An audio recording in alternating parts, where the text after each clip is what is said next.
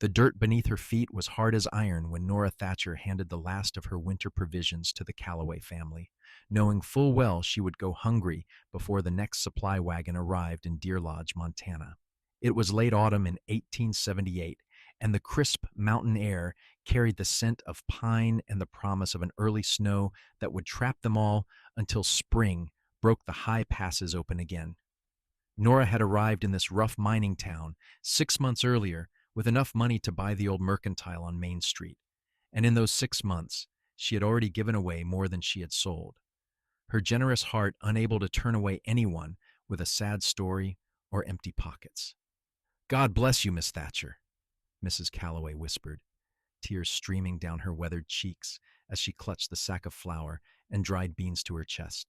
Her 3 children stood behind her, hollow-eyed and thin, their father having died in a mine collapse just 2 weeks prior. "I do not know how we will ever repay you."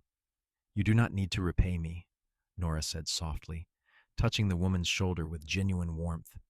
"Just take care of those beautiful children. That is payment enough."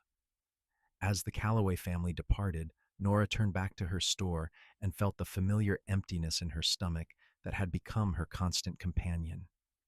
She was 22 years old, with auburn hair that caught the afternoon light like copper wire, and green eyes that still held optimism despite everything she had endured. Her father had been a merchant in Ohio, and she had learned the trade at his knee before he passed, leaving her enough money to start fresh somewhere far from the memories. She had chosen Deer Lodge because it seemed like a place where she could make a difference, where people needed someone who cared. What she had not anticipated was how many would see her kindness as weakness, how many would take and take until she had nothing left to give. The bell above her door chimed, and Nora looked up to see Samuel Pritchard entering, his oily smile already in place. He was a gambler and a con man. Everyone in town knew it, but he dressed well enough and spoke smoothly enough that some people still fell for his schemes. Nora had already loaned him $20 3 weeks ago, money she knew she would never see again. "Miss Thatcher, you are looking lovely as always," Samuel said, removing his hat with an exaggerated flourish. "I was hoping we might discuss a small business proposition." "I am afraid I do not have any money to invest in propositions right now, Mr. Pritchard," Nora replied, keeping her voice polite but firm. She moved behind her counter, putting the solid wood between them like a barrier. Now, hear me out," he continued, undeterred. "There is a poker game tonight at the Silver Dollar Saloon. Big stakes. I just need $50 to buy in, and I will split my winnings with you. Could be $200 each by midnight." Nora shook her head. "I cannot help you, Mr. Pritchard. I truly do not have $50 to spare." His smile faltered, and something cold flickered in his eyes. "You had money to give the Calloway widow. I saw her leaving with enough supplies to last a month." "That was charity for a family in need, not gambling money," Nora said quietly. "There is a difference." Samuel leaned forward, placing his palms flat on her counter. "Charity is just another word for poor business sense, Miss Thatcher. You keep giving away your inventory, and you will be the one begging on the street come winter. Maybe you should think about who your real friends are in this town." Before Nora could respond, the door opened again and a figure filled the frame, broad-shouldered and dusty from the trail. The newcomer was tall, well over 6 feet, with dark hair that touched his collar and eyes the color of storm clouds. He wore the practical clothes of a working cowboy, worn leather chaps, a faded blue shirt, and a gun belt that sat low on his hips. Everything about him suggested capability and quiet strength. "Problem here?"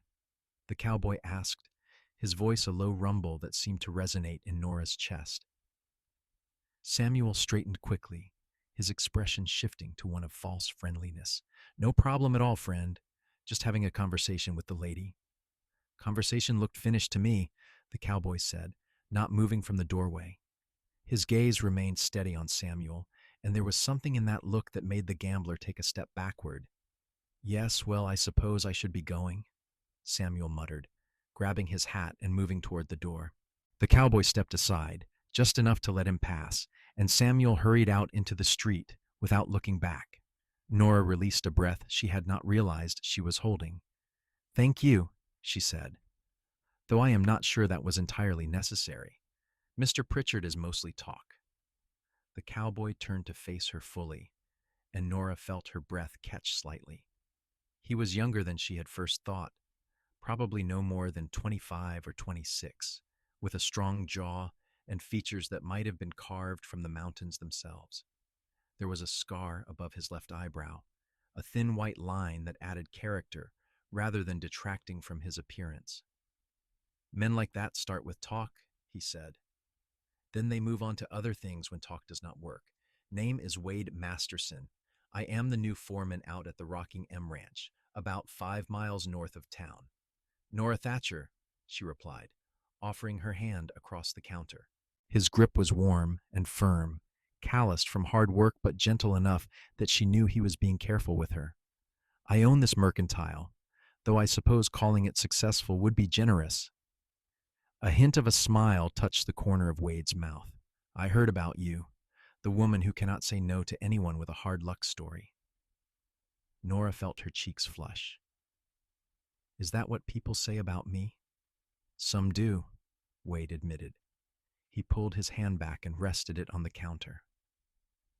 "Others say you are an angel who keeps half this town fed through the winter. Depends on who you ask." "And what do you say?"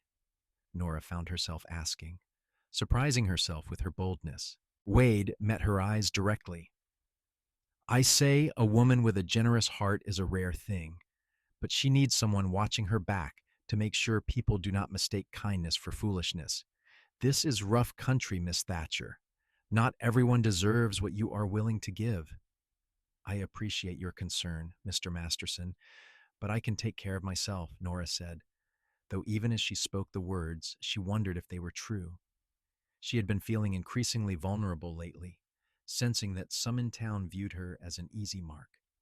Just last week, Tom Henderson had borrowed her wagon and returned it with a broken axle, claiming it had been that way when he took it. And before that, the Simmons brothers had promised to chop wood for her in exchange for supplies, then disappeared without delivering a single cord.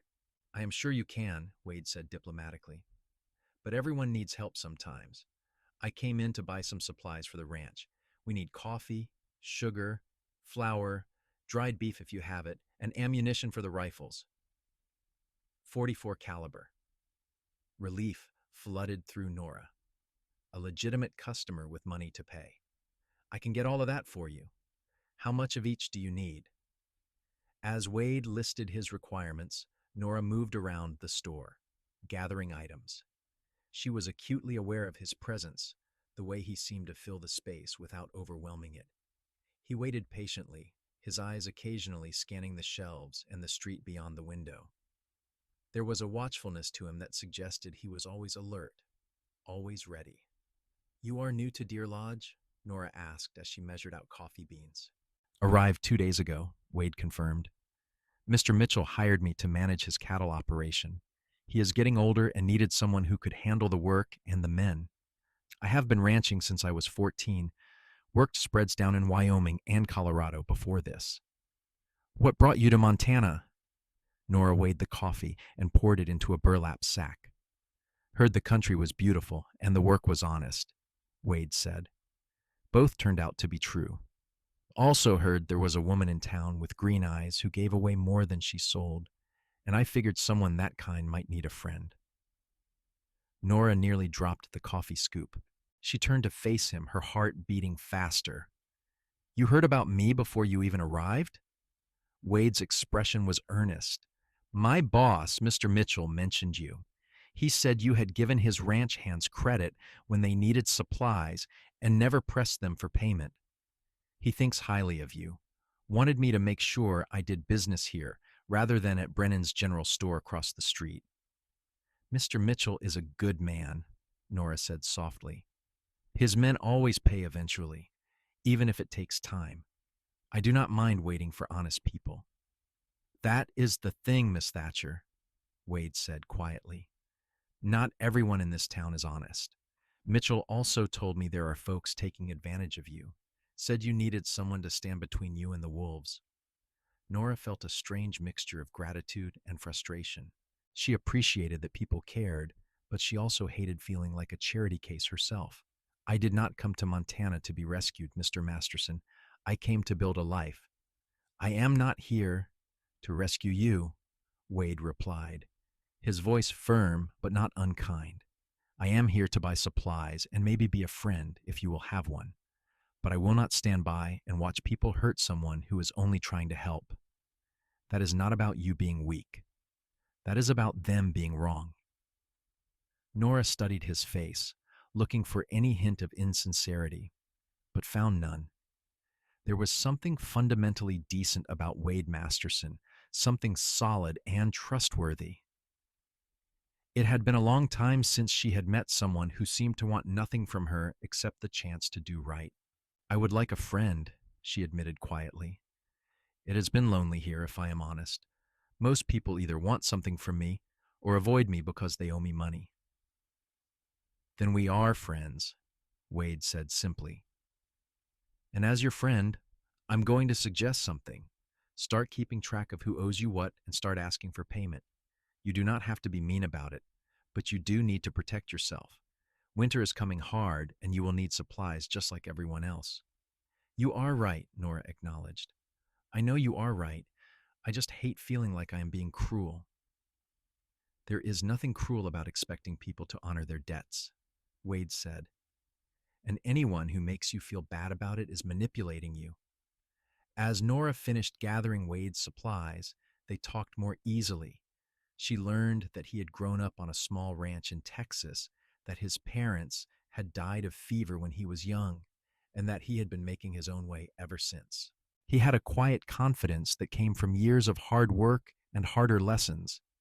In turn, she told him about her father's store in Ohio, about losing both parents within a year of each other, and about her dream of creating something meaningful in the West. Your father would be proud of you, Wade said as he hefted the bags of supplies. Building something from nothing takes courage. Or foolishness, Nora said with a wry smile. I am still determining which. Courage, Wade said definitively. I will be back in a few days for more supplies. And Miss Thatcher, if anyone gives you trouble, you send word to the Rocking M. I will come. Thank you, Mr. Masterson. That means more than you know. Wade, he corrected. Friends use first names. Then you should call me Nora. He touched the brim of his hat, a gesture that was somehow both old-fashioned and charming. Nora, it is. I will see you soon. After Wade left, Nora found herself smiling for the first time in weeks. There was something about him that made her feel safer, more hopeful. She went about the rest of her day with renewed energy, even as she noticed Samuel Pritchard watching her store from across the street, his expression sour. That evening, as Nora was closing up, Clara Bennett arrived at her door. Clara ran the boarding house at the edge of town and was one of the few people Nora considered a real friend. She was in her 40s, practical and no nonsense, with iron gray hair and sharp blue eyes that missed nothing. Saw Wade Masterson leaving your store this afternoon, Clara said without preamble, looking mighty pleased with himself. Nora locked the door and gestured for Clara to follow her upstairs to the small apartment above the mercantile where she lived. He bought supplies for the Rocking M. He seems nice. Nice is one word for it, Clara said with a knowing look. Handsome is another. Single is a third. And if I am reading the signs right, interested is a fourth. Clara, he was just being friendly, Nora protested, but she felt her cheeks warming. Honey, I have been watching men and women dance around each other for 30 years. Wade Masterson looked at you like you were the first drink of water after a week in the desert. And unless I miss my guess, you looked back. Nora busied herself making tea, trying to hide her confusion of feelings. Even if that were true, I barely know him, and I am not sure I am ready for any kind of romantic entanglement. I have enough trouble managing my business without adding complications. Clara accepted the teacup and fixed Nora with a serious look, which is exactly why you need someone like Wade. You are too kind for your own good, Nora. You give and give until you have nothing left. Samuel Pritchard is telling everyone you are broke, that the store is failing. He is positioning himself to swoop in and buy you out for pennies on the dollar. What? Nora felt ice slide down her spine. But I am not broke. I mean, things are tight, but I am managing. Are you? Clara asked gently.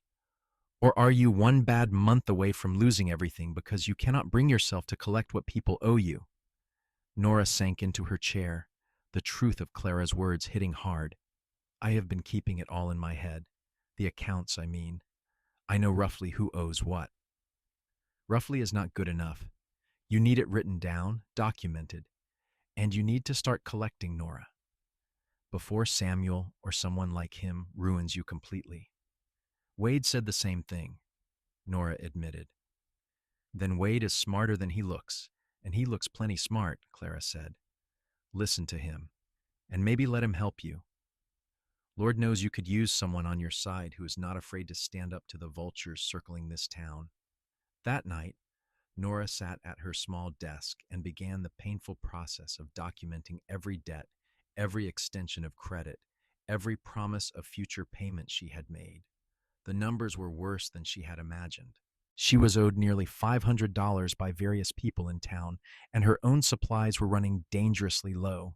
If even half of those debts went unpaid, she would be bankrupt by Christmas.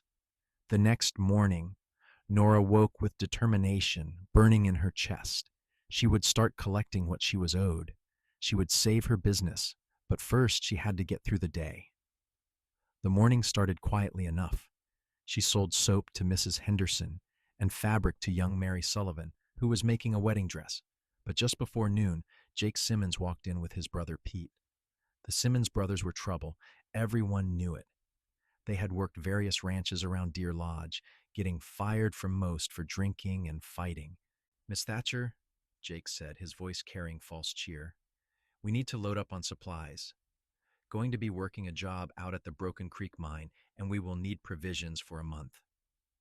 Nora felt her stomach tighten. I am afraid I cannot extend any more credit, Mr. Simmons. You and your brother still owe me $60 from the summer. Jake's expression darkened. Now that is not very neighborly, Miss Thatcher. We said we would pay when we could. It has been 4 months, Nora said, keeping her voice steady, despite the fear creeping up her throat. I need payment on your existing debt before I can extend more credit. Pete stepped forward, larger and meaner looking than his brother. You gave the Calloway family free supplies just yesterday. Everyone's seen it, but you will not help us? Mrs. Calloway's husband died. She has 3 children to feed. That is different than 2 grown men who have jobs and simply choose not to pay their debts. You calling us deadbeats? Jake's voice rose angrily. The door opened and Wade stepped inside. His timing so perfect, Nora wondered if he had been watching the store. He did not say anything at first, just positioned himself next to Nora, his presence making the small store feel much smaller. Morning, Nora, Wade said casually, as if the Simmons brothers were not there at all. I forgot to order tobacco yesterday. Can you add a pouch to the Rocking M account?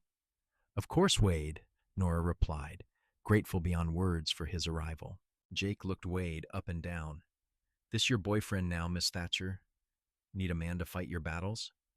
This is Wade Masterson, foreman at the Rocking M, Nora said clearly. And I do not need anyone to fight my battles. I am simply conducting business. If you gentlemen cannot pay your existing debt, I cannot extend more credit. That is basic economics. You are making a mistake, Pete growled. People in this town do not forget. Wade finally turned his full attention to the brothers. She is not making any mistake. And you are right that people do not forget. They will not forget that you two owe money all over town and have not paid a dime. They will not forget that you threatened a woman half your size because she asked for what is rightfully hers. And they sure will not forget if anything unfortunate happens to this store or Miss Thatcher, because if it does, I will know exactly where to look." The brothers hesitated, clearly weighing their options. Wade did not move, did not reach for his gun, but something in his stance suggested he was ready for whatever came. Finally, Jake spat on the floor and turned toward the door. "Come on, Pete. We will take our business to Brennan's." After they left, Nora found she was shaking. Wade gently guided her to the stool behind the counter. "Breathe," he said quietly. "You did good. You stood your ground." "They were going to hurt me," Nora whispered. "I saw it in their eyes." "Maybe," Wade acknowledged. "But they did not, and they will not, because now they know you are not alone. Word will spread fast that I am watching out for you." Nora looked up at him, tears pricking her eyes. "Why? Why do you care what happens to me? You do not even know me." Wade was quiet for a moment, then he crouched down so they were at eye level. "I know enough. I know you are the kind of person this world needs more of. I know you care about people even when they do not deserve it. And I know that if I stood by and let people hurt you, I could not live with myself. Is that enough of an answer?" "Yes," Nora said softly. "Yes, it is." Over the next week, Wade became a regular presence at the Mercantile. He would stop by ostensibly to buy small items for the ranch, but Nora suspected he was really checking on her. His presence had an immediate effect. Word spread quickly that the new foreman at the Rocking M had appointed himself Nora's protector, and suddenly people were more respectful, more careful in how they approached her. Some began paying their debts. Tom Henderson brought $15, nearly half of what he owed. The widow Calloway promised to sew shirts for Nora in exchange for the supplies she had received. Even a few of the miners who had been putting off payment came in with money, mumbling apologies about hard times. But not everyone was happy about the change. Samuel Pritchard, in particular, seemed to take Wade's involvement as a personal insult. He made a point of glaring at both of them whenever he saw them together on the street. And the Simmons brothers had been heard talking in the saloon about teaching the new foreman to mind his own business. On Thursday afternoon, Mr. Mitchell himself came to town, stopping at the Mercantile to settle the Rocking M account personally. He was in his 60s, weathered and gray, but still vital, with keen eyes that had seen most everything. "Miss Thatcher, pleasure as always," he said, counting out money on her counter. "I wanted to thank you for the credit you have extended my men over the months. Wade has been settling accounts, but I wanted to make sure everything was square." "You are more than square, Mr. Mitchell," Nora said, checking her ledger. "Your ranch has always been good for payment." "Wade tells me you have been having trouble with some folks in town," Mitchell said, lowering his voice. "Says the Simmons brothers made threats." "Nothing I cannot handle," Nora replied, though her voice lacked conviction. "With respect, Miss Thatcher, threats are serious business. Those boys are mean drunks and they hold grudges. I want you to know that if you need help, the Rocking M stands behind you. We take care of our friends." "That is very kind of you." Mitchell leaned forward slightly. "Wade is one of the best men I have ever hired. Honest, capable, smart. He does not make friends easily, too cautious for that. But he has taken to you like I have not seen him take to anyone. I hope you will not mind an old man giving advice, but if you have any sense, you will hang on to that man. He is the marrying kind, and he has clearly already made up his mind about you." Nora felt her face flame red. "Mr. Mitchell, I do not think Wade and I have gotten anywhere near that kind of understanding." Mitchell chuckled. "Maybe not yet, but you will. I have been around long enough to recognize when two people fit together like pieces of a puzzle. You two do. Just takes time to see it sometimes." After Mitchell left, Nora found herself thinking about his words. Was Wade truly interested in her romantically, or was he simply being a good neighbor? And more importantly, how did she feel about him? She had been so focused on survival, on keeping her business afloat, that she had not allowed herself to think about companionship or love. But now, with Wade appearing in her life like an answer to a prayer she had not known she was praying, she felt something stirring in her heart that both excited and terrified her. That evening, Wade appeared just as she was closing, carrying a wrapped bundle.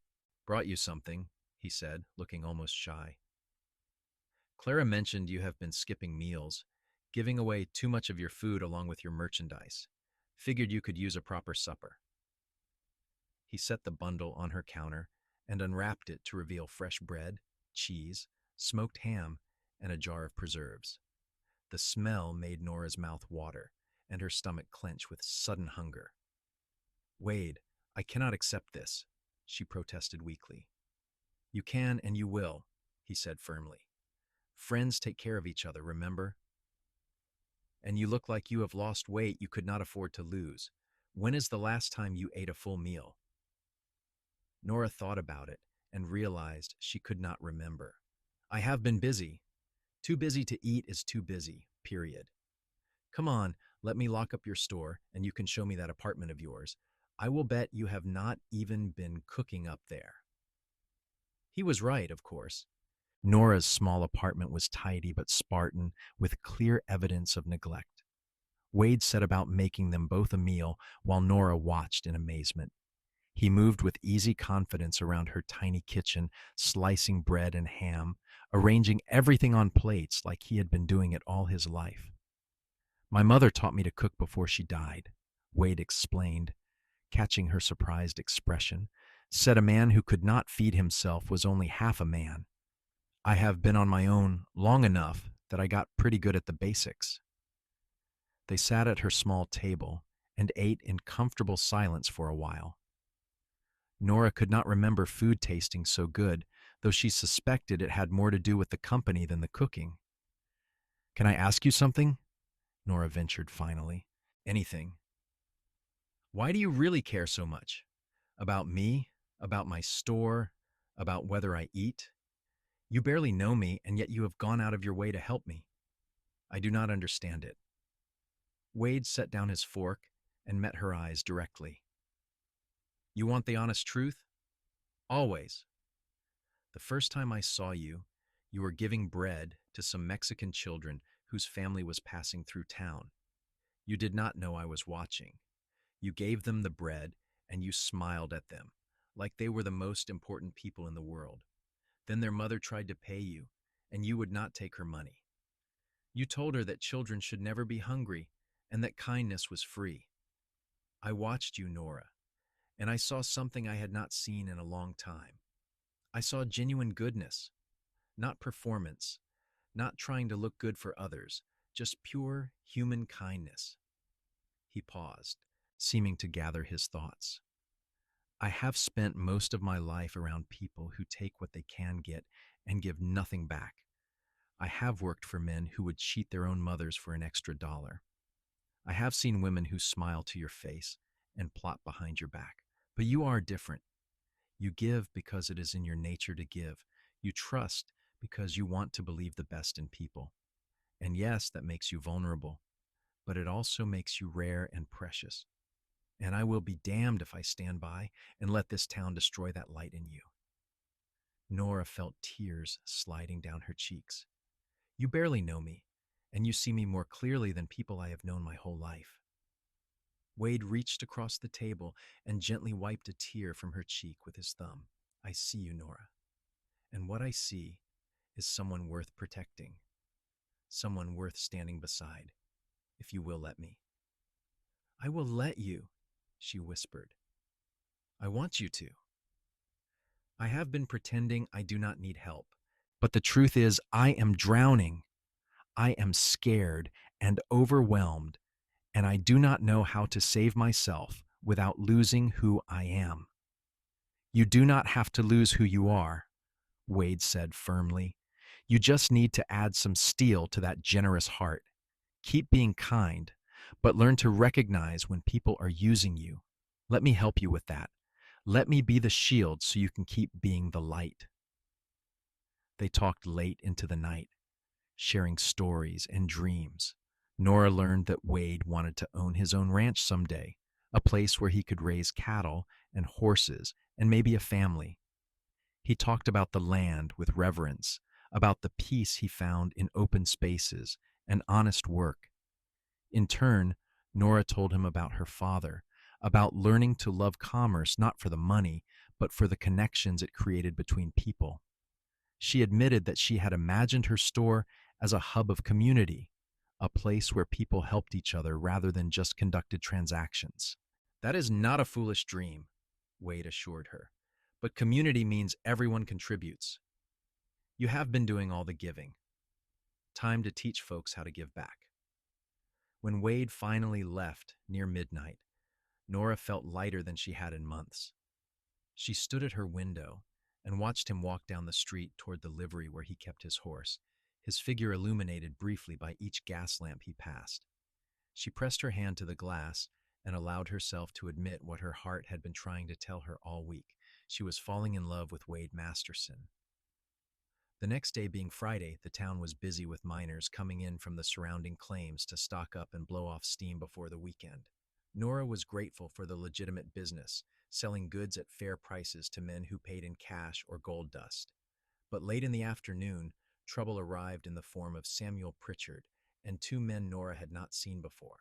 "Miss Thatcher," Samuel said with exaggerated courtesy, "I would like to introduce you to Mr. Garrison and Mr. Fell.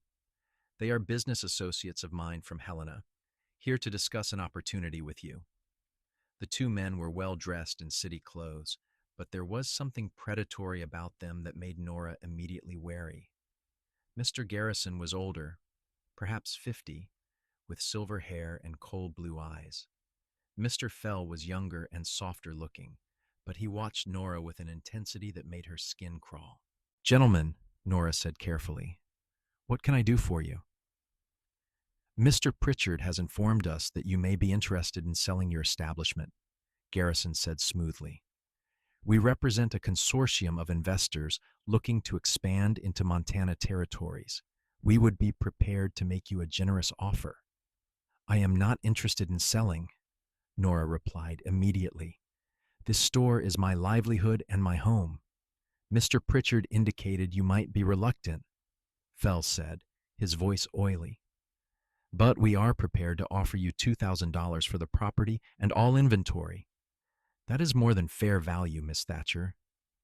"It is actually less than half what this property is worth," Nora countered. "But it does not matter what you offer because I am not selling." Garrison's expression hardened. "Miss Thatcher, we are trying to be reasonable. Mr. Pritchard has documented that you are deeply in debt, that your business is failing. It would be in your best interest to accept our offer before circumstances force you to accept much less." "I do not know what Samuel has told you, but I am not in debt and my business is not failing," Nora said, her voice rising. "And I would appreciate it if the three of you would leave my store." "Now see here," Fell began, stepping forward. The door opened and Wade entered, followed by Mr. Mitchell and two ranch hands Nora recognized from the Rocking M. The small store suddenly felt very crowded. "Everything all right, Nora?" Wade asked calmly, but his eyes were hard as he took in the scene. "These gentlemen were just leaving," Nora said firmly.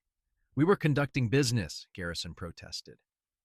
"The lady said you were leaving," Mitchell said, his voice carrying the weight of decades of authority. "In Montana, we take a lady at her word." The tension in the room was thick enough to cut. Samuel looked between the opposing groups, clearly calculating his odds. Finally, Garrison gave a curt nod.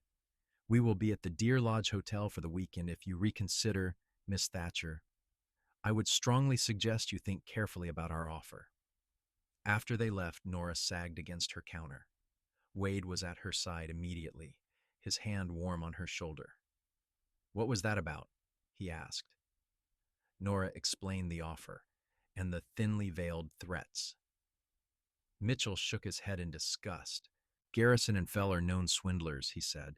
"They move from town to town, buying up properties from desperate owners and then reselling at huge profits. Usually they manufacture the desperation themselves. The fact that Samuel Pritchard brought them here means he is getting a cut of whatever they make. You need to be very careful, Miss Thatcher. These men do not take no for an answer." "What can they do?" Nora asked. "I own this property free and clear. I have the deed. They cannot force me to sell." The look Wade and Mitchell exchanged made her stomach drop. They do not have to force you directly, Wade explained gently. They can make it impossible for you to operate, threaten your suppliers, intimidate your customers, damage your property. They will make your life hell until selling seems like the only option. But that is illegal, Nora protested. Proving it is nearly impossible, Mitchell said. And the law in Deer Lodge is one part-time marshal who is probably already being paid to look the other way. You are going to need protection, Miss Thatcher. Real protection. I will move into town, Wade said immediately. Clara has rooms at her boarding house. I can be here in 2 minutes if Nora needs me. Good idea, Mitchell agreed. I will have some of the boys ride into town in shifts. Keep an eye on the store. We will make sure these vultures know that Nora Thatcher is not alone. Nora felt overwhelmed by their loyalty, but also guilty. I cannot ask you all to upend your lives for me. The ranch needs Wade. You have work to do. The ranch will manage, Mitchell said kindly. And you did not ask. We offered. That is what communities do, Miss Thatcher. They take care of their own. You have been taking care of this town for months. Time we returned the favor. Over the weekend, Wade moved his few possessions to Clara's boarding house. The room was small but clean, and more importantly, it had a window that looked directly down Main Street to Nora's mercantile. Wade could be there in less than a minute if needed. Saturday passed without incident, though Nora noticed Garrison and Fell watching her store from the hotel across the street. Their presence was meant to intimidate, and she hated that it was working. Every time the door opened, she jumped. Every shadow outside the window made her pulse race. That evening, Wade insisted on walking her up to her apartment and checking every room before he left. The domestic intimacy of having him in her personal space made Nora acutely aware of her growing feelings. When he bent to check under her bed, she found herself admiring the way his shirt stretched across his shoulders. When he reached past her to test the lock on her window, she caught the scent of leather and sage and something uniquely him. You are safe, Wade said finally, turning to face her in the narrow space of her kitchen. They were close enough that she could see the gray flecks in his blue eyes, close enough that she could feel the heat radiating from his body in the cool evening air. I know, Nora said softly. I feel safe when you are here. Something shifted in Wade's expression. Nora, I need to tell you something. I did not come to Deer Lodge just for the job. I mean, the job was real and I needed the work, but Mitchell had written to me about you. He said there was a woman in town who needed help but would not ask for it. He thought maybe I could watch out for you. Nora took a step back, feeling as if she had been slapped. So this was all arranged? You were hired to be my guardian?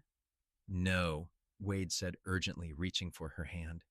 Mitchell suggested I take the job and maybe keep an eye on things in town, that is all. But what has happened between us that was not arranged? That was real. Nora, from the moment I saw you, I knew you were someone special. Not because Mitchell told me to think that, but because I could see it with my own eyes. How do I know what is real and what is obligation? Nora asked, her voice breaking. How do I know you are not just here because you were asked to watch over me? Wade cupped her face in his hands, forcing her to meet his eyes. Because I can walk away from an obligation. But I could not walk away from you if I tried. These past days, getting to know you, seeing your strength and your kindness and your stubborn determination to see the best in everyone, I have fallen for you, Nora. That is not duty. That is not obligation. That is my heart making a choice I never saw coming. Wade, she whispered, her hands coming up to rest on his chest. She could feel his heartbeat strong and fast under her palms. Tell me you feel it too, he said quietly. Tell me I am not imagining this connection between us. I feel it, Nora admitted. I am terrified of it, but I feel it. You have turned my world upside down in less than 2 weeks, Wade Masterson. I do not know what to do with these feelings. You do not have to do anything except let them be, Wade said. We will figure out the rest as we go. But Nora, I need you to know that I am not going anywhere. Whatever happens, With the store, with Garrison and his threats, with any of it, I am here. Not because someone asked me to be, but because there is nowhere else I want to be. He bent slowly, giving her every chance to pull away, and pressed his lips to hers. The kiss was gentle and questioning, a request rather than a demand. Nora felt something within her unfurl like a flower opening to the sun. She kissed him back, her hands sliding up to his shoulders, pulling him closer. The kiss deepened, becoming more urgent, and Nora felt years of loneliness and self-reliance cracking open to reveal a desperate need for connection, for partnership, for love. When they finally broke apart, both breathing hard, Wade rested his forehead against hers. I have wanted to do that since the first day I walked into your store, he confessed. I am glad you finally did, Nora replied, unable to stop smiling. They stood there for a long moment, simply holding each other, before Wade forced himself to step back. I should go before I forget myself entirely, he said ruefully. But I will be right across the street if you need me. Lock the door behind me, and do not open it for anyone you do not know. I will. And Wade, thank you. For everything. Sunday morning dawned clear and cold, with the first hints of snow in the air. Nora dressed for church, something she had not done in weeks, feeling lighter than she had in months. Wade met her at her door, dressed in his best clothes, looking so handsome that Nora felt her breath catch. May I escort you to services? He asked formally, offering his arm. I would be honored, Nora replied, taking his arm and feeling the solid strength of him beside her. Church in Deer Lodge was held in a modest white building at the end of Main Street.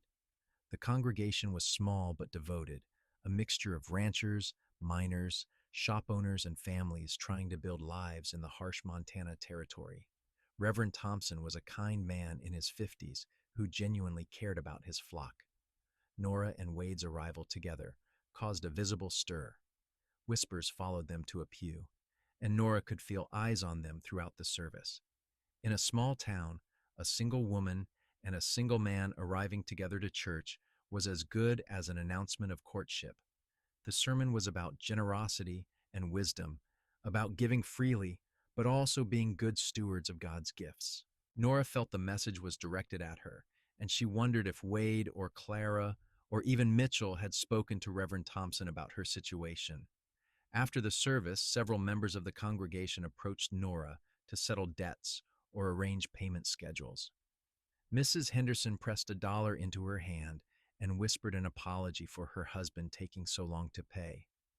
Even young Tom Bailey, who could not have been more than 19 and was working his first job at the mill, gave her 50 cents he owed for tobacco.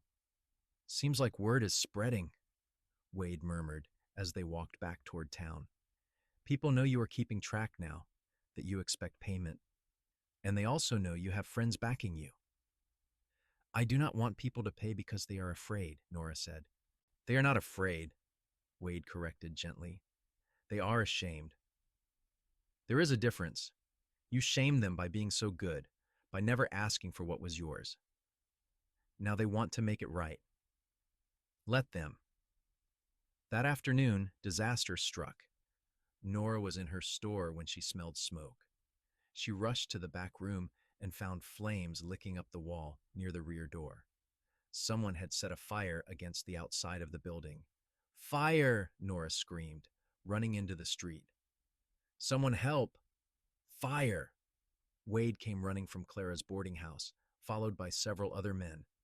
They formed a bucket brigade from the town well, passing water hand over hand while Wade and 2 miners fought the flames directly. It took 20 terrifying minutes, but they managed to extinguish the blaze before it spread beyond the back room. Nora stood in the street, covered in soot and shaking, as Wade examined the damage. When he emerged, his face was grim. Arson, he said flatly. Someone poured oil on the back wall and lit it. If you had not caught it when you did, the whole building would have gone up. Garrison, Nora said. It has to be. Probably, Wade agreed. but proving it is another matter. I did not see him or his men anywhere near the store today. They have alibis, I am sure. Marshal Davis arrived, a rotund man in his 60s who seemed more annoyed than concerned. He poked around the damage, asked a few questions, and then declared it was probably a careless miner with a cigarette. That was not an accident, Wade argued. Someone deliberately set that fire. You have proof? Davis asked blandly. Witnesses? Evidence? No? Then it was an accident. Happens all the time. Miss Thatcher, you should be more careful about keeping flammable materials near your back door. After the marshal left, Wade was furious. He has been bought, has to have been. No lawman worth his badge would call that an accident. What do I do? Nora asked, feeling despair creeping in. If they can burn my store and the law does nothing, how do I fight them? You do not fight them alone, Wade said firmly. We need to be smarter than they are, and we need to make sure you are never alone. From now on, someone will be with you whenever the store is open. We will work in shifts. True to his word, Wade organized a rotation of men from the Rocking Ants and other friendly ranches to take turns in Nora's store. They posed as customers or assistants, but their real purpose was to serve as witnesses and deterrents. The tactic worked. For the next week, nothing else happened. But the pressure continued in other ways. Suppliers from Helena sent word that they could no longer deliver to Nora's mercantile. No explanation was given, but Nora suspected Garrison had threatened or bribed them. She was forced to arrange pickups from Virginia City, nearly 60 miles away, at triple the cost. Then customers began staying away. Not everyone, but enough that Nora noticed. Clara reported that Garrison had been spreading rumors that Nora's goods were shoddy, that she overcharged, that her store was about to close anyway, so why bother? They are strangling you slowly, Wade said one evening as they reviewed her accounts, making it harder and harder to operate until selling seems like relief. Maybe I should sell, Nora said wearily. Take whatever they offer and start over somewhere else. Wade set down the ledger and turned to face her. Is that what you want? To let them win? To let them drive you away from the life you have built? I do not want to, Nora admitted. But I am tired, Wade. I am tired of fighting, tired of being afraid. Maybe they have already won. Wade took her hands in his. They have only won if you give up. And the Nora Thatcher I know does not give up. She feeds hungry children and gives credit to widows and stands up to men twice her size when they try to bully her. You are stronger than you think, Nora. You just need to remember that. I do not feel strong. I feel like I am breaking. Then lean on me, Wade said simply. That is what I am here for. You have carried everything alone for so long. Let me help carry the weight. Nora looked at him, this man who had walked into her life less than a month ago and had somehow become essential to her existence. What did I do to deserve you? You were yourself, Wade replied. That was enough. That night, as Wade walked Nora up to her apartment, they found someone waiting on the stairs. It was Mr. Fell, the younger of Garrison's associates. He stood as they approached, his smile not reaching his eyes. Miss Thatcher, Mr. Masterson, how convenient to find you both here. What do you want, Fell? Wade asked, positioning himself slightly in front of Nora. Simply to deliver a message. Mr. Garrison has increased his offer to $2,500.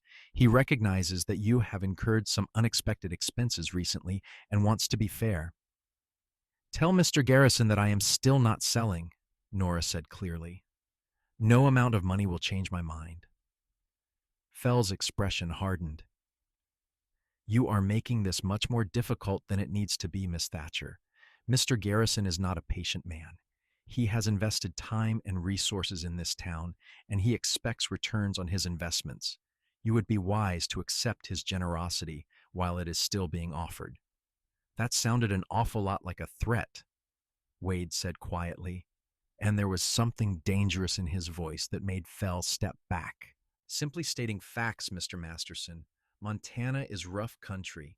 Accidents happen, buildings burn, people get hurt. It would be a shame if Miss Thatcher's stubbornness led to tragedy that could have been avoided. Wade moved so fast Nora barely saw it. One moment Fell was standing on the stairs, the next he was pinned against the wall with Wade's forearm across his throat. "You listen to me very carefully," Wade said, his voice deadly calm. "If anything happens to Nora, anything at all, I will know exactly who to come looking for. And when I find you, I will not be interested in talking. Do you understand me?" Fell's eyes were wide with fear. He managed a jerky nod. "Good. Now you go back to Garrison and you tell him that Nora Thatcher is under the protection of the Rockingham Ranch and every honest person in Deer Lodge. Tell him that this town is not for sale, and neither is she. Tell him to take his threats and his dirty money and get out of Montana. You have until noon tomorrow." After that, I stopped being polite. Wade released Fell, who stumbled down the stairs and practically ran into the night. Once he was gone, Wade turned to Nora, his expression shifting from fierce to concerned. "Are you all right?" Nora found she was trembling, but not from fear. Seeing Wade defend her so completely, so ferociously, had awakened something primal in her. "I am more than all right," she said, "but I think we should go inside. Now." They climbed the stairs to her apartment, and the moment the door closed behind them, Nora turned and kissed Wade with all the pent-up emotion and desire she had been holding back. He responded immediately, his arms coming around her, pulling her close. The kiss was fierce and needy, weeks of tension and fear and longing pouring out between them. "Nora," Wade gasped, breaking the kiss. "We should stop. I do not want to dishonor you." "There is no dishonor in love," Nora said firmly. "And I do love you, Wade. I know it has only been weeks, but I love you. And I need you. I need to feel something good and real and true after all this darkness." "I love you too," Wade said, his voice rough with emotion. "I think I have loved you since I saw you giving bread to those children. But Nora, we should wait. Do this right. Let me court you properly, marry you properly." "Then marry me," Nora said boldly. "Marry me tomorrow. I do not need a fancy wedding or months of courtship. I need you. I need us. I need something that is ours, that no one can take away, or threaten, or destroy." Wade searched her face, looking for doubt, but found only certainty. "Are you sure? This is not just fear or desperation?" "I am more sure of this than anything in my life," Nora said. "I want to be your wife, Wade Masterson. I want to build a life with you. Say yes." "Yes," Wade said, pulling her close again. "Yes, 1,000 times yes." They spent the night talking and planning, Wade holding Nora in his arms, but respecting her virtue, even as desire burned between them. They would marry the next day, Monday, at the church with Reverend Thompson. Then they would face Garrison together, as husband and wife, as partners. Morning came too soon, and too bright. Nora dressed in her best dress, a deep blue cotton that brought out her eyes. Clara arrived early, having heard the news from Wade, and insisted on helping Nora with her hair. "I knew it," Clara said, grinning. "I knew you two would end up together. You fit like puzzle pieces." "It is fast," Nora admitted. "Maybe too fast. But it feels right, Clara." "He feels right. Fast or slow does not matter when it is the right person," Clara said wisely. "My Henry proposed after 2 weeks, and we had 37 good years before he passed. Some people just know." The ceremony was small and simple. Mr. Mitchell stood as Wade's witness, Clara as Nora's. Reverend Thompson performed the service with obvious pleasure, his words about commitment and partnership resonating deeply. When Wade slipped a simple gold band on Nora's finger, she felt tears streaming down her face. "I promise to love you, protect you, and stand beside you for all the days of my life," Wade said, his voice strong and clear. "You are my home now, Nora. Wherever you are, that is where I belong. I promise to trust you, support you, and love you without reservation, Nora replied. You have given me strength when I was weak and hope when I had none. I am proud to be your wife. The kiss that sealed their vows was sweet and tender and full of promise. As they pulled apart, Nora saw her future stretching out before them, full of challenges certainly, but also full of love and partnership and hope. They walked out of the church as Mr. and Mrs. Wade Masterson to find a crowd gathered in the street. News of the wedding had spread, and it seemed half the town had turned out. But the crowd was not there for celebration. In the center of the street stood Garrison, Fell, Samuel Pritchard, and the Simmons brothers, all armed. How touching, Garrison called out mockingly. A wedding. Too bad it is about to be followed by a funeral. Wade stepped in front of Nora instinctively. Walk away, Garrison. You have no business here. On the contrary, I have a great deal of business here, Garrison replied. Miss Thatcher, or should I say Mrs. Masterson, has refused to be reasonable. She has cost me time and money. I intend to collect what I am owed. You are not owed a damn thing, Mitchell said, stepping up beside Wade. Behind him, a dozen ranch hands from the Rockingham materialized, all carrying rifles. The street had gone deadly silent. Townsfolk scattered to the sides, taking cover. Nora's heart hammered in her chest as she realized they were on the verge of a gunfight. This is your last chance, Wade said calmly. Ride out now and we will forget this ever happened. Stay and face the consequences. Garrison laughed, but it sounded forced. You think you can threaten me? I own half the territory. I have connections, money, power. What do you have, a failing store and a rancher past his prime? We have something you will never understand, Nora said, stepping out from behind Wade despite his attempt to hold her back. We have community. We have people who stand together, who protect each other. You tried to isolate me, to make me feel alone, but I was never alone. This town, these people, they are my family, and you cannot buy that. You cannot threaten it away. You can only run from it. Brave words, Fell sneered, but words do not stop bullets. Maybe not, came a new voice. Marshal Davis stepped out of the sheriff's office, looking more alert than Nora had ever seen him. But the law does, and I have had enough of you carpetbaggers thinking you can come into my town and act like you own it. Garrison spun to face the marshal. You were paid to look the other way. I was, Davis admitted. And I am ashamed of that. But I have been listening to Reverend Thompson's sermons about redemption and watching this young lady fight for what is hers with more courage than I have shown in years. You and your men are under arrest for arson, extortion, and attempted murder. You have no proof, Garrison spat. I have a confession, Davis replied. Seems one of your hired men got drunk last night and told the whole saloon how you paid him to set the fire at the Mercantile. And before you think of running, there are federal marshals arriving on the noon train. Real lawmen who will not be bought. You have nowhere to go. The fight went out of Garrison visibly. He looked around at the armed ranch hands, the angry townspeople, the determined marshal, and knew he had lost. Fell and the Simmons brothers looked to him for direction, but Garrison just shook his head.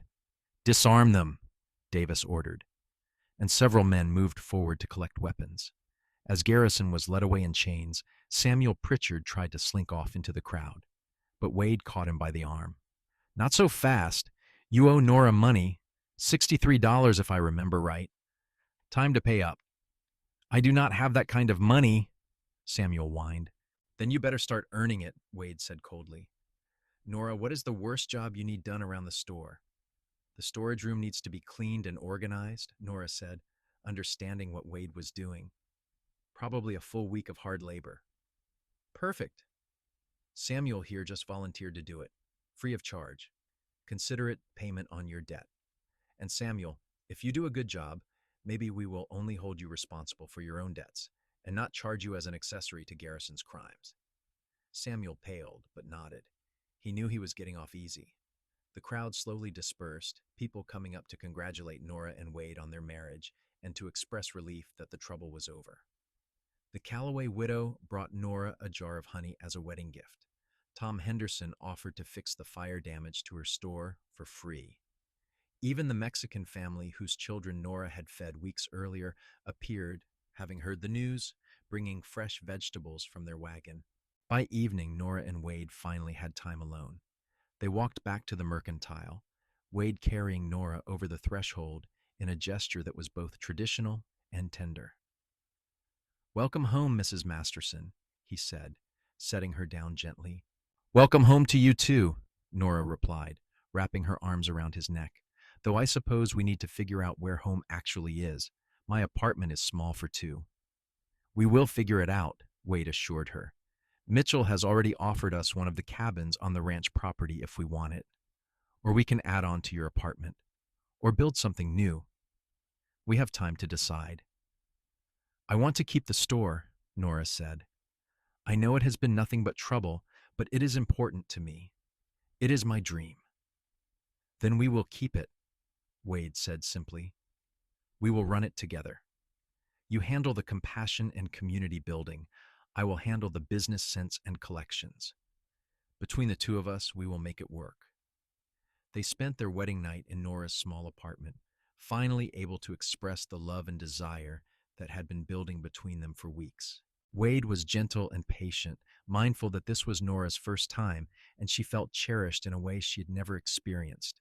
In his arms, she understood what it meant to be truly seen, truly known, truly loved. The next months passed in a blur of hard work and happiness. True to his word, Wade became Nora's partner in every sense. He helped her reorganize the store's inventory and credit system, making it more efficient and profitable. Together, they instituted fair policies, credit available for those who truly needed it, but with clear expectations and consequences. The store began to thrive, becoming the hub of community Nora had always imagined. Samuel Pritchard worked off his debt and then left town, his reputation destroyed. Garrison and Fell were tried and convicted, sent to federal prison. The Simmons brothers drifted away, finding no more easy marks in Deer Lodge. As winter set in hard, Nora and Wade moved into one of the cabins on the Rockingham property. It was small but cozy, with a view of the mountains that took Nora's breath away every morning. Wade would rise before dawn to work the ranch, and Nora would ride into town to manage the store.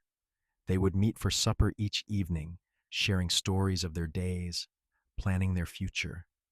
Spring brought new beginnings. Nora discovered she was pregnant in April, and the joy on Wade's face when she told him made her cry happy tears. Mitchell, who had become like a father to both of them, was equally thrilled. "About time," he said, grinning. "I am not getting any younger. I want to see grandchildren before I go."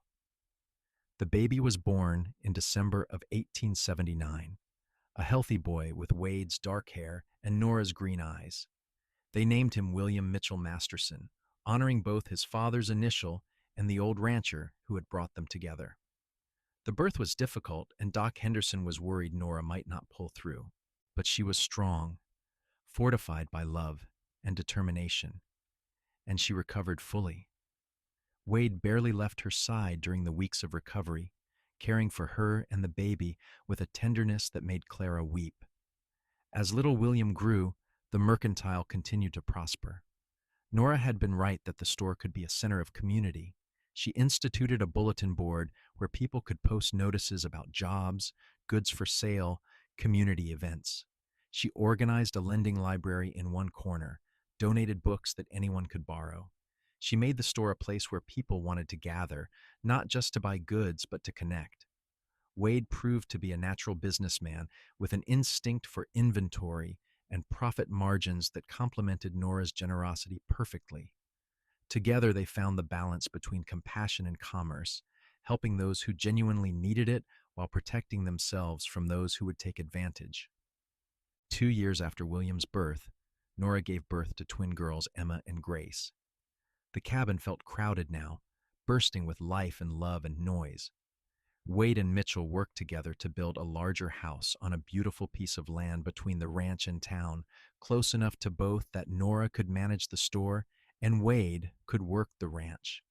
The house was ready by the summer of 1882, a sprawling two-story structure with room for the children to grow and space for the family Nora and Wade dreamed of building. Mitchell lived long enough to see them moved in, passing peacefully in his sleep that autumn at the age of 73. In his will, he left the Rockingham Ranch to Wade, saying there was no one else he trusted to care for the land and the legacy he had built. He loved you like a son, Nora told Wade as they stood at Mitchell's grave. He was so proud of everything you accomplished. I learned everything important from him, Wade replied, his voice thick with emotion. How to run a ranch, how to lead men, how to be the kind of man worthy of a woman like you. I will honor his memory by caring for this land the way he would have wanted. The years that followed were filled with the joys and challenges of ranch life and raising children. William grew into a serious, thoughtful boy who loved reading as much as his mother and riding as much as his father. The twins were Wildfire and Sunshine, Emma bold and adventurous, Grace gentle and artistic. In 1885, Nora gave birth to another son, James, and in 1887 to a daughter, Catherine. Their house rang with laughter and arguments, music and tears, all the beautiful chaos of a large, loving family. The mercantile remained successful, eventually requiring Nora to hire help to manage it as her family responsibilities grew. She chose carefully, employing people who understood her vision of community service alongside profit. The store became an institution in Deer Lodge, a place where newcomers knew they could find help and established residents knew they would be treated fairly. Wade proved to be as talented at ranching as he was at business. Under his leadership, the Rockingham expanded, becoming one of the most successful cattle operations in Montana. He was known as a fair boss who treated his workers well but expected hard work in return. Men were proud to say they rode for the Rockingham. Through all the busy years, Wade and Nora never lost the connection that had brought them together. They made time for each other, riding out to the high meadows in summer, sitting by the fire on winter nights, talking and dreaming and planning. The physical passion between them never dimmed, kept alive by genuine affection and deep friendship. Do you ever regret it? Nora asked one evening in the spring of 1893. They were sitting on their porch, watching the sunset paint the mountains gold and purple. 15 years had passed since that frantic wedding in the face of danger. Moving to Montana, getting mixed up with me and all my trouble? Wade looked at her in genuine surprise. Regret the best decision I ever made? Regret finding the love of my life? Not for one single second, Nora. You and our children, this ranch, the life we have built together, it is everything I never dared to dream I could have. If anything, I regret that I did not find you sooner. I love you, Nora said simply. I know I tell you that every day, but I need you to understand how much. You saved me, Wade, not just from Garrison and the threats, but from myself, from giving until there was nothing left. You taught me that I could be generous without being foolish, kind without being taken advantage of, strong without being hard. You saved me too, Wade replied, taking her hand. I was drifting before I found you, moving from job to job, never putting down roots.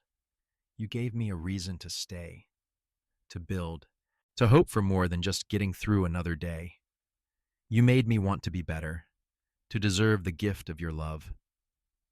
Their children came spilling out onto the porch then. William, nearly grown at 14 and already taller than his mother, the twins at 11 getting into everything, James at 8 full of questions, and little Catherine at 6, still daddy's girl. The moment of quiet reflection was swallowed by demands for attention and requests for stories, and Nora laughed at the beautiful chaos of it all. Later that night, after the children were all in bed, Nora and Wade lay in their own bed, wrapped in each other's arms. 5 children, Wade mused.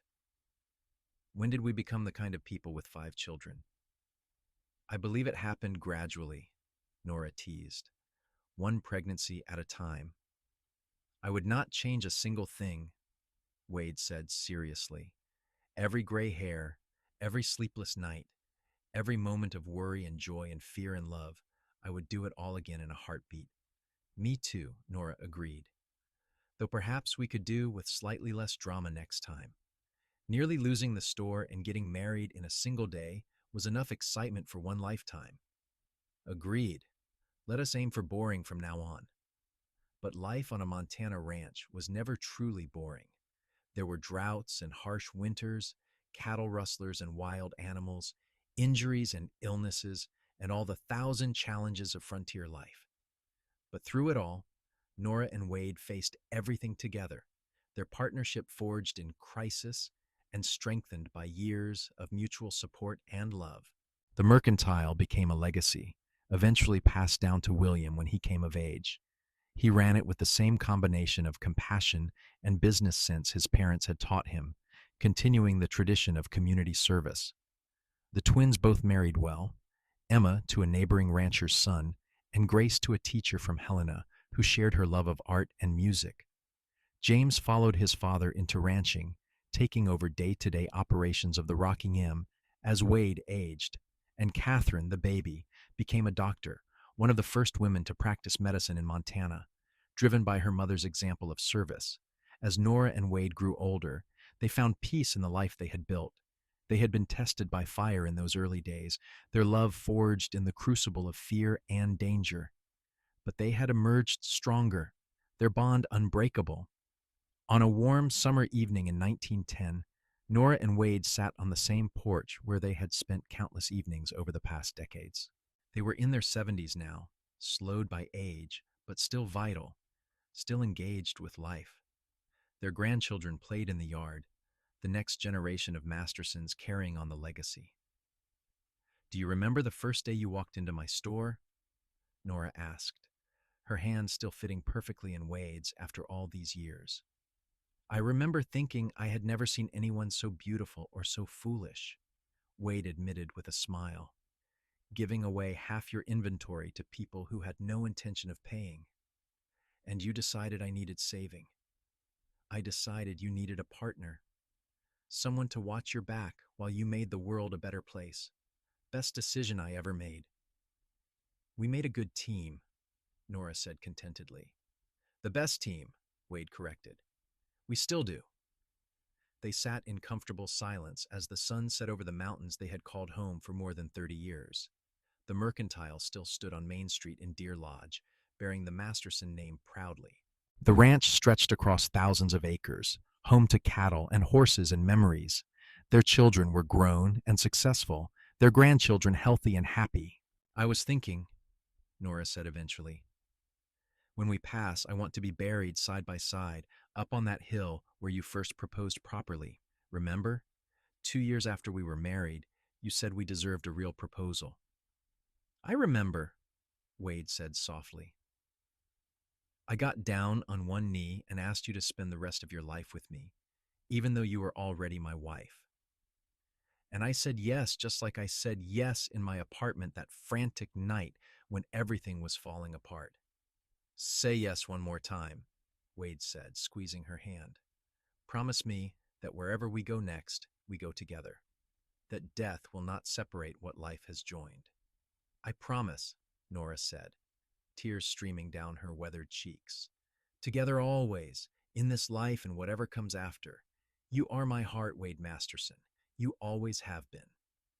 They kissed as the last light faded from the sky, two people who had found each other against all odds and built a love that would echo through generations.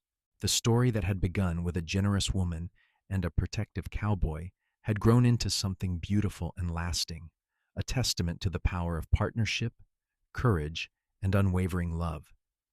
Years later, when both had passed peacefully in their sleep within days of each other, their children buried them on that hill overlooking the ranch and the town, side by side just as they had requested. The headstone read simply, "Wade and Nora Masterson. Partners in all things, together always." And in Deer Lodge, Montana, people still told the story of the generous woman whose kindness was taken advantage of by many, and the cowboy who protected her from those who would, and how their love had transformed not just their own lives, but the entire community. The mercantile still stood as a reminder that business and compassion could coexist, that strength came in many forms, and that true love was worth fighting for. Their legacy lived on in their children and grandchildren, in the ranch that still bore Mitchell's name, in the store that still served the community, and in the countless lives they had touched with their example of what it meant to love generously and protect fiercely. The Wild West could be harsh and unforgiving, but it was also a place where two people could build something beautiful together, where love could triumph over greed, where kindness could be both a gift and a strength when paired with wisdom. And that was how the story ended, not with a gunfight or a tragedy, but with a life well lived, a love well nurtured, and a legacy that would endure for generations. Wade and Nora Masterson had found each other in a moment of crisis and built a lifetime of joy. They had faced down threats and built up dreams. They had been tested and proven true. And in the end, they had exactly what they had always wanted: each other, a family, a home, and the deep satisfaction of knowing they had made their corner of the world better for having been in it. Their story became legend in Deer Lodge, told around dinner tables and campfires, a reminder that even in the roughest territory, love could bloom and thrive, that a woman's generosity was not weakness, but strength when paired with wisdom, that a man's protection was not control, but partnership when given with respect, that together, two people who truly loved each other could overcome any obstacle and build something lasting and beautiful. And so the sun set on their story, but the light they had brought into the world continued to shine through everyone they had touched, every life they had changed, every heart they had inspired. Wade and Nora Masterson had lived and loved fully, and their happily ever after was not just a moment, but a lifetime, not just their own, but shared with all who knew them. The end was really just another beginning, as their children carried forward the values they had lived, the love they had demonstrated, the courage they had shown. In the Wild West town of Deer Lodge, Montana, in the years following the Civil War and stretching into the new century, two people had found each other and changed everything. And that was a story worth telling, worth remembering, worth celebrating. Their love had been tested by fire and emerged as gold. Their partnership had transformed a struggling mercantile into a thriving business and a lonely ranch into a family legacy. Their courage had stood against those who would exploit and harm, and their hearts, joined together that frantic day in 1878, had never wavered, never faltered, never failed. This was their story. This was their love. This was their legacy. And it was complete, whole, and perfect in every way that mattered. The generous woman and the protective cowboy had found their happy ending, and it had lasted a lifetime, surrounded by family, blessed by love, and remembered forever in the hearts of all who knew them.